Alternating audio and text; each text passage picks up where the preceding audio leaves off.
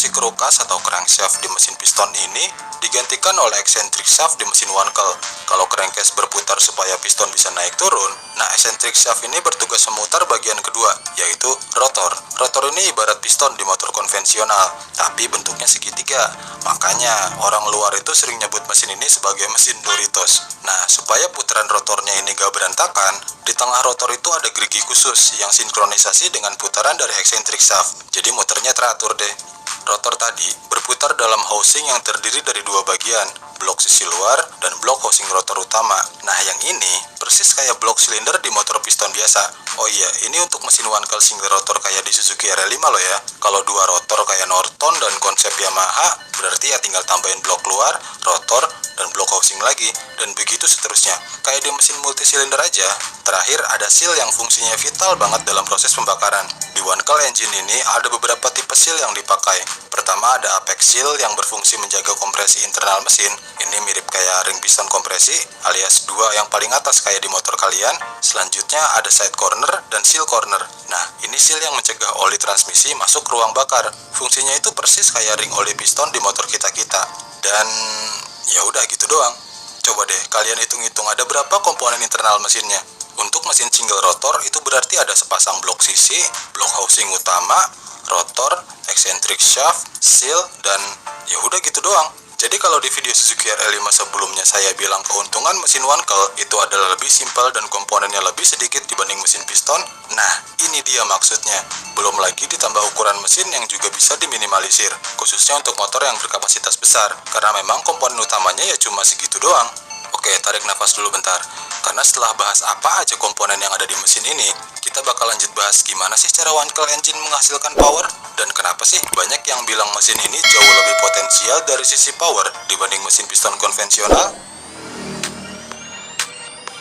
Seperti yang bisa kalian lihat di video, siklus pembakaran mesin one-call engine ini sebenarnya sama aja kayak mesin patak yang kita pakai sehari-hari.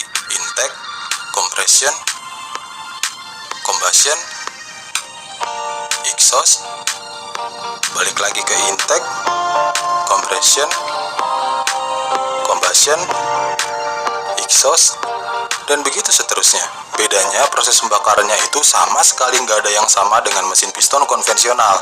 Nah, saya yakin ini dia yang bakal bikin pusing buat yang baru belajar one-call engine. So, siapkan kopi atau teh sama cemilan ya, kita belajar bareng-bareng. Mesin one-call ini punya proses pembakaran yang unik.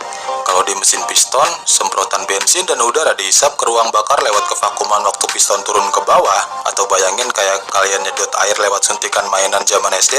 Nah, di one-call engine, proses ini terjadi sewaktu rotor bergerak dan bikin kevakuman. Semprotan bensin dan udara yang dihisap bakal kongko bareng di celah vakum ini.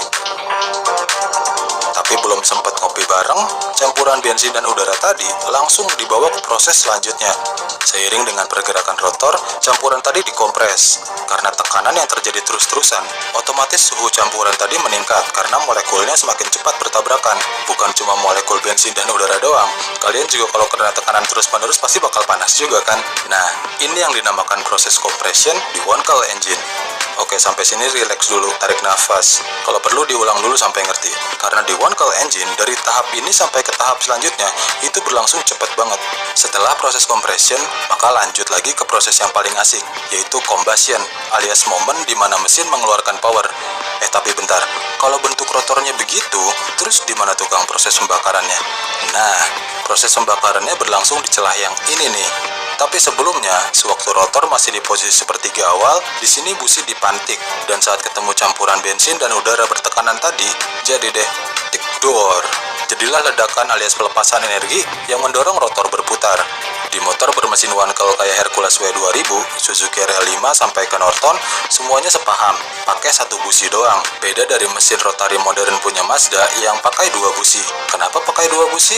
Well, itu karena Mazda menganggap satu busi belum cukup untuk membakar semua campuran bensin dan udara tadi. Makanya mereka itu pakai dua busi, sekaligus dua set pengapian, yang memantik bergantian di dua chamber ini. Jadi kalau di sepeda motor itu combustionnya tick door, nah di mesin one-call punya Mazda ini jadi tick door, tick door.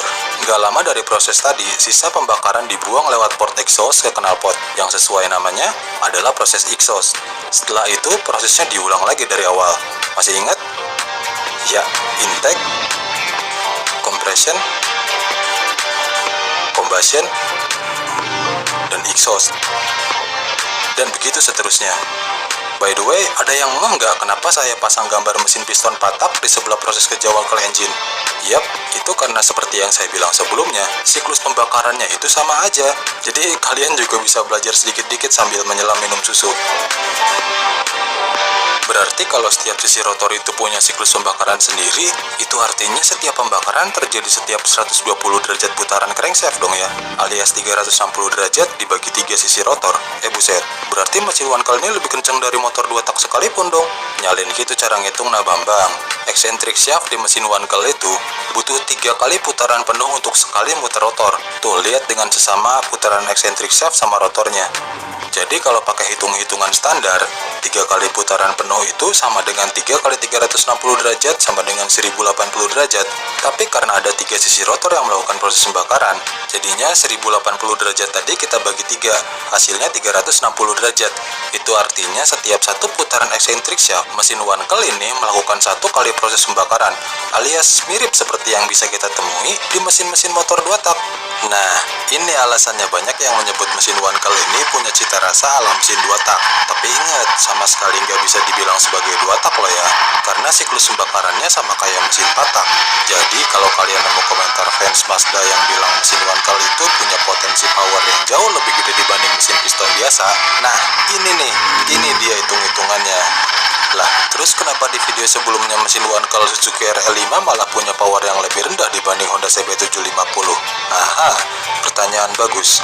Ada yang masih ingat gimana cerita Honda RC166 bisa berjaban dengan motor 2 tak punya Yamaha dan Suzuki? Yap, dengan menambah jumlah silinder, meningkatkan RPM setinggi-tingginya, dan jadi deh powernya melonjak signifikan. Di kasus Suzuki RL5 dan Honda CB750, RL5 itu cuma pakai single rotor, dan kapasitas mesinnya juga jauh lebih rendah. Dan makin memperburuk keadaan, Suzuki cuma berani kasih power maksimum di RPM yang lebih rendah dibanding CB750. Seandainya RPM-nya kita bikin sama di 8000 RPM, kemudian kita hitung pakai rumus sederhana, angka kasar yang kita dapatkan adalah sekitar 70-80 horsepower, alias nggak jauh dari power yang dihasilkan mesin berkapasitas 1000 cc di era yang sama. Kenapa Suzuki nggak berani nambah RPM-nya, Kang? Ya mana saya tahu. Tanya si Gea Sukamiya aja, alias Chief Project-nya Suzuki RL5. Tapi kalau tebakan saya sih ya, ini sih karena urusan durability dan garansi mesin. Soalnya ingat, RL5 ini adalah motor pertama Suzuki yang pakai mesin Wankel engine. Kalau emang mesin Wankel segitu potensialnya dari sisi simplicitas, cost, ukuran, dan output powernya, kenapa justru pabrikan pada nyerah lanjutin development mesin ini, Kang? Nah, salah satu alasan kenapa banyak pabrikan yang nyerah kembangin Wankel engine, karena selain banyak bagusnya, tipe mesin kayak gini juga banyak banget masalahnya. Masalah yang pertama adalah problem apex seal di Wankel engine yang gampang hancur, yang kalau kejadian, ini bakal langsung menggores dinding housing. Yup, kalian harus langsung ganti semua blok housingnya, alias sama aja kayak ganti mesin baru. Kacau kan? Kenapa apex seal-nya gampang rusak? Karena mesin Wankel itu punya perbedaan temperatur internal mesin yang ekstrim. Coba kalian lihat dengan sesama deh. Di sisi housing yang dipakai buat pembakaran, suhunya itu bakal tinggi banget. Sementara di sisi intake, justru jauh lebih adem. Perbedaan di sisi temperatur yang ekstrim ini bakal membuat struktur penyusun logam itu gampang crack. Apalagi pada era 60-an dulu, research soal metalurgi itu masih sangat-sangat sederhana banget kalau dibandingin zaman sekarang. Di awal pengembangannya, apex seal ini masih pakai material besi yang teknologinya dinosaurus banget. Diadu dengan material housing yang juga dibuat dari cetakan besi, jadi deh gampang banget rusak sewaktu dikasih suhu ekstrim. Masalah ini juga yang membuat penemunya, Dr. Felix Wankel, bareng NSU yang memegang patennya, itu sampai kepusingan. Saking banyaknya budget yang dikeluarkan untuk mencari solusi ini, NSU itu sampai hampir bangkrut, dan akhirnya kepemilikannya diambil alih oleh Volkswagen. Satu pabrikan tumbang, tapi masih ada banyak yang lanjutin proyeknya. Suzuki itu pakai material komposit atau CEM buat housing, plus baja titanium carbide untuk bahan apex seal. Norton pakai bahan housing berbahan silikon aluminium alloy yang dipadu dengan seal dari bahan besi standar. Sementara Hercules atau DKW tetap pakai material besi standar, tapi melanjutkan development dari sisi pendinginan mesin. Problem selanjutnya dan yang paling fundamental dari tipe mesin begini adalah oil burning alias oli yang ikut terbakar dalam proses pembakaran. Tapi perlu dicatat juga ya, waktu awal pengembangan mesin Wankel di era 60-an, ini sih bukan problem sama sekali. Yang jadi masalah, itu perjalanan yang dihadapi mesin ini ke depannya. Soalnya, mesin Wankel pada dasarnya memang harus menyemprotkan oli ke ruang pembakaran sebagai pelumas antara rotor, seal, dan housing rotor. Bayangin deh, kalau bentuk housing rotornya begini, tanpa dikasih pelumas, sama aja kayak ngadu material logam ke housing kan? Dan paham apa jadinya kalau ngadu logam terus-terusan tanpa pelumas? Yes, bakal menghasilkan panas ekstrim yang bisa membuat rotor dan housing memuai. Kemudian ya gitu, ambiar. Nah, untuk melumasi bagian ini, mesin Wankel punya lubang kecil tempat oli disemprotkan ke dinding housing. Suzuki itu pakai tangki oli tambahan yang terpisah dari oli buat kopling dan transmisi, atau mirip-mirip kayak tangki oli samping di motor 2 tak. Oli ini nantinya dipompa ke intake untuk melumasi housing. Sementara itu, kalau untuk Norton dan Hercules, mereka pakai metode yang lebih simpel, yaitu mengandalkan oli yang dicampur dengan bahan bakar. Jadi, meskipun mesin ini punya 4 siklus dalam pembakaran, alias mirip kayak mesin 4 tak, tapi di era awal pengembangannya, konsumsi oli mesin Wankel engine nggak kalah dari motor 2 tak. Ditambah krisis embargo oli di era 70-an yang bikin harga bensin dan oli melesat tinggi, jadi deh mimpi buruk buat mesin Wankel.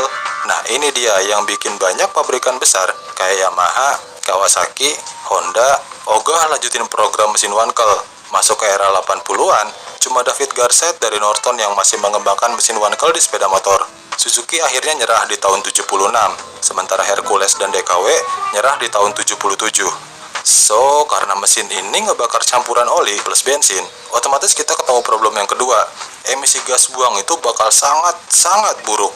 Gokilnya lagi, emisi gas buang yang berbahaya ini bukan cuma dihasilkan oleh oil burning doang. Karena siklus combustion atau saat busi memantik api sampai terjadi ledakan power itu berlangsung sangat cepat. Ditambah rasio kompresi mesin Wankel engine yang tergolong rendah, mesin Wankel ini juga punya problem soal banyaknya bensin yang gagal terbakar saat proses combustion. Otomatis efisiensi bakal jeblok parah, plus emisi juga bakal makin berbahaya buat lingkungan.